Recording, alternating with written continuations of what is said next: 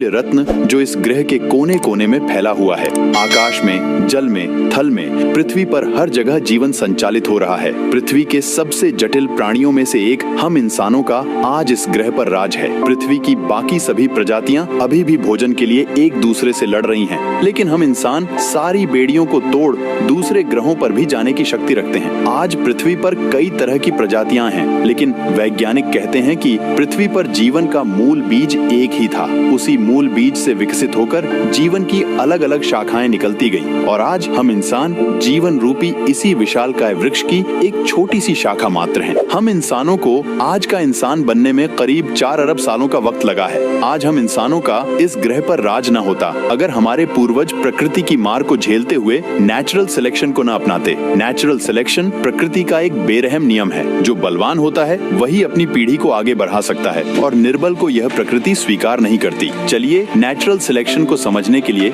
कछुओं के इन बच्चों का उदाहरण लेते हैं। कछुए हमेशा अपने अंडों को समुद्र से थोड़ा दूर मिट्टी के नीचे गाड़ देते हैं, क्योंकि उनके अंडों को समुद्र के जीवों और जमीन पर रहने वाले बेरहम जानवरों से खतरा होता है। इसलिए कछुए अपने अंडों के लिए सुरक्षित स्थान चुनते हैं। जब ये अंडे पोषित हो जाते हैं और इनसे कछुओं के छोटे छोटे बच्चे बाहर निकलते हैं तो प्रकृति अपनी बाहें फैलाकर इनका स्वागत करती है। लेकिन अगर इन कछुओं को एक सुनहरा भविष्य बनाना है तो इन्हें एक कड़ी परीक्षा देनी पड़ेगी। जो भी कछुए का बच्चा इस परीक्षा को पास करेगा वही इस प्रकृति का आनंद उठा पाएगा और अपनी पीढ़ी को आगे बढ़ा पाएगा। अंडों से निकलने के बाद अगर इन कछुओं के बच्चों को जीवन में आगे बढ़ना है तो किसी भी तरह उन्हें दूर नजर आ रहे समुद्र तक पहुंचना होगा। प्रकृति की ये मुश्किल परीक्षा शुरू होती है। कछुओं के छोटे छोटे बच्चे समुद्र की ओर दौड़ पड़ते हैं, लेकिन यह सफर इतना आसान नहीं होने वाला। आसमान में उड़ते बेरहम पक्षी इन नन्हे बच्चों को अपना शिकार बनाने के लिए तैयार हैं। पक्षी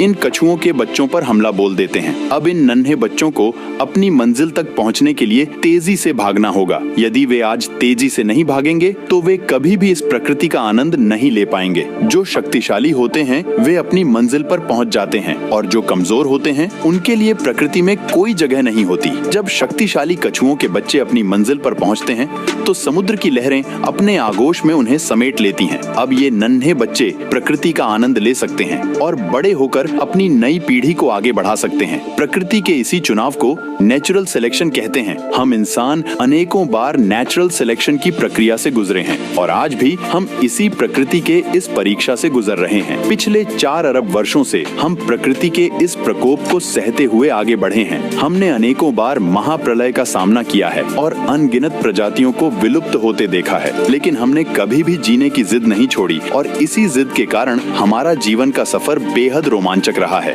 दोस्तों, आज की इस वीडियो में हम एक रोमांचक यात्रा पर निकलेंगे। हम अपने अतीत की ओर रुख करेंगे और जानेंगे कि किस प्रकार सिंगल सेल से लेकर आज के जटिल जीवन की रचना हुई। हम यह भी समझेंगे कि कैसे हमने नेचुरल सिलेक्शन को अपनाया और किन महत्वपूर्ण घटनाओं ने हमारे जीवन को यहाँ तक पहुँचाया। हमारी पृथ्वी करोड़ों साल पुरानी है, परंतु पृथ्वी पर विकसित हुए इंसानों के पूर्वज हजारों साल पुराने हैं।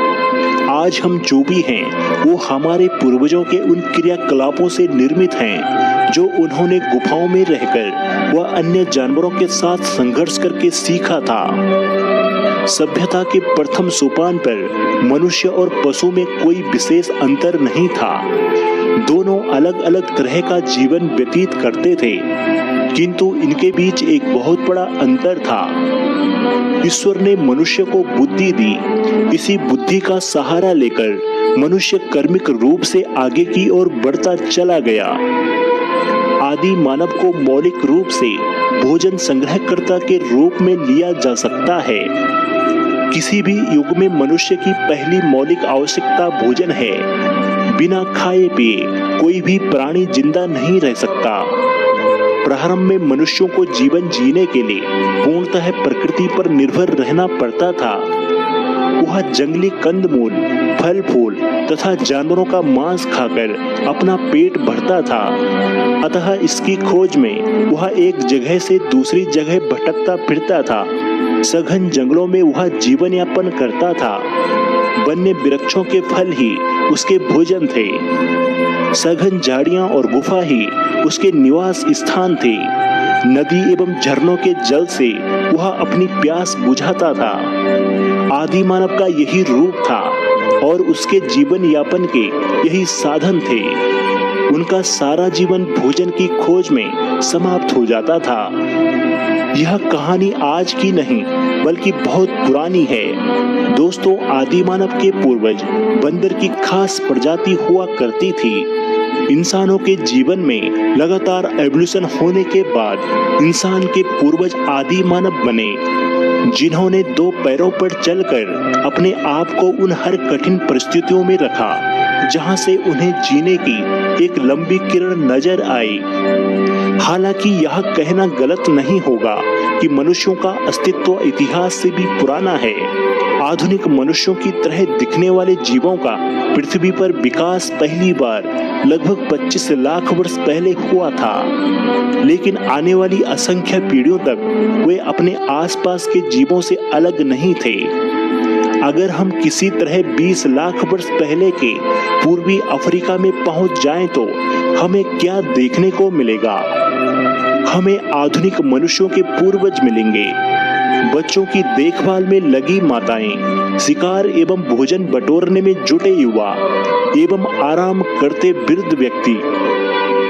हमारे ये पूर्वज साथ रहते थे और उनमें हर उस तरह की प्रतिस्पर्धा थी जो आज के समाज में है। जब आदि मानव हुआ करते थे तब पूरी पृथ्वी पर प्रकृति का राज था, यानी हर जगह पेड़ पौधे व जंगली जानवरों का राज हुआ करता था।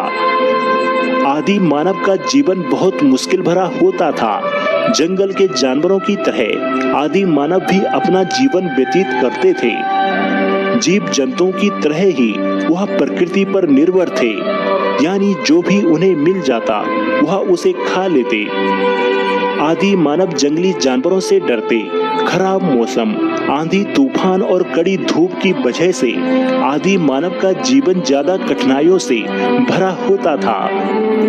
उनका डरना भी स्वाभाविक था, क्योंकि उनके पास कोई भी हथियार व समझ नहीं थी जिससे कि वे अपनी सुरक्षा कर सके। रात के अंधेरे से डरते और सुबह होते ही वह भोजन की तलाश में निकल पड़ते। हर आदि मानव अपने भोजन के लिए दिन भर जंगल में इधर उधर भटकता था। वे फल फूल पौधे की जड़ खाकर अपना जीवन गुजर बसर करते थे। अपने से कमजोर जानवरों का शिकार करके उनके कच्चे मांस को भी खाते थे। लेकिन खतरनाक जानवरों से अपनी जान बचाना भी एक मुश्किल भरा काम था। दिन में वे आसानी से अपनी रक्षा कर लेते थे और रात में अपनी रक्षा के लिए गुफा या फिर पेड़ों पर सोते थे। जानवरों को मारने और जड़ों की खुदाई के लिए केवल हाथ ही काफी नहीं थे। ऐसे कार्य के लिए आदि मानव पत्थर की सहायता से खुदाई और शिकार करने लगे। मजबूत चमड़ी वाले जानवरों और लकड़ी को काटने के लिए नुकीले पत्थर का इस्तेमाल करते थे। इन्हीं पत्थर और लकड़ी की सहायता से आदि मानव हथियार भी बनाने लगे। आदि मानव ने सबसे पहले कुल्हाड़ी बनाई, जो कि आदि मानव के लिए बहुत बड़ी उपलब्धि थी। ऐसे ही धीरे धीरे पत्थर की सहायता से बहुत सारे औजार बनाने लगे। इस समय की सभ्यता आदि मानव का पाषाण काल कहलाया। प्रागैतिहासिक मनुष्यों के बारे में जानने के लिए सबसे महत्वपूर्ण यह है कि उन्होंने अपने आसपास के पर्यावरण पर उतना ही प्रभाव डाला था जितना कि अन्य जीव जंतुओं ने। आधुनिक मनुष्यों का विकास पूर्वी अफ्रीका में लगभग 25 लाख वर्ष पहले ऑस्ट्रेलोपिथेकस नामक बानरों के एक जीनस से हुआ, जिसका अर्थ दक्षिणी बानर है। लगभग 20 लाख वर्ष पहले इनमें से कुछ अपनी मातृभूमि को छोड़कर उत्तरी अफ्रीका, यूरोप और एशिया में बस गए। चूंकि उत्तरी यूरोप के बर्फीले जंगलों और इंडोनेशिया के गर्म जंगलों में जीवित रहने के लिए अलग अलग लक्षणों की आवश्यकता होती है, इसीलिए मानव आबादी अलग अलग दिशाओं में विकसित हुई। इसका परिणाम कई अलग अलग प्रजातियां थी, जिनमें से प्रत्येक को वैज्ञानिकों ने एक लैटिन नाम दिया है। फिर मानव सभ्यता व संस्कृति में क्रांतिकारी समय आ गया। आदि मानव अधिकतर जंगलों में आग लगा देखते थे, परंतु उन्हें समझ नहीं आता था कि ये क्या चीज है। आदि मानव आग को सबसे खतरनाक जानवर समझते थे, क्योंकि आग से जंगल के सभी जानवर, चाहे वो शेर हो व हाथी हो, सब डरते थे। एक बार आदि मानव ने यह गौर किया कि आग पानी के संपर्क में आते ही नष्ट हो जाती है। फिर आदि मानव आग से बचने के लिए नहरों और तालाबों की तरफ भागते थे। आदि मानव पत्थरों को रगड़कर आग जलाना सीखे थे। आग के आविष्कार होते ही आदि मानव का जीवन पहले के मुकाबले काफी सरल हो गया था। आग होने के कारण वह खुद को काफी सुरक्षित महसूस करते थे और साथ ही साथ मांस को भी आग की मदद से खाने लगे, क्योंकि अब हर रोज इंसानों को स्वादिष्ट भोजन मिलने लगा था, तो उसके दिमाग में काफी वृद्धि हो रही थी। आदि मानव अब जलती हुई लकड़ी के मसाल लेकर रात को भी कार्य करने लगे थे। सभी आदि मानव अपने परिवार के साथ झुंड में रहकर अपना जीवन बिताते थे, लेकिन समय के साथ साथ वह पेड़ों से उतरने लगे, क्योंकि आकाश में बिजली और भारी बारिश उन्हें पेड़ों पर असुरक्षित महसूस कराते थे। लेकिन फिर वह वक्त आया जब वह पेड़ों से निकलकर गुफाओं में शरण लेने लगे। कई आदि मानवों ने पहाड़ियों को ढूंढकर वहां गुफाओं में अपना घर बना लिया, जिसके सबूत आज भी विश्व के अनेक स्थानों पर मिलते हैं। वहां पर इन्हें किसी भी प्रकार की परेशानियों का सामना नहीं करना पड़ता था। अब उन्हें किसी भी प्रकार के प्राकृतिक आपदा व जानवरों का भय नहीं था।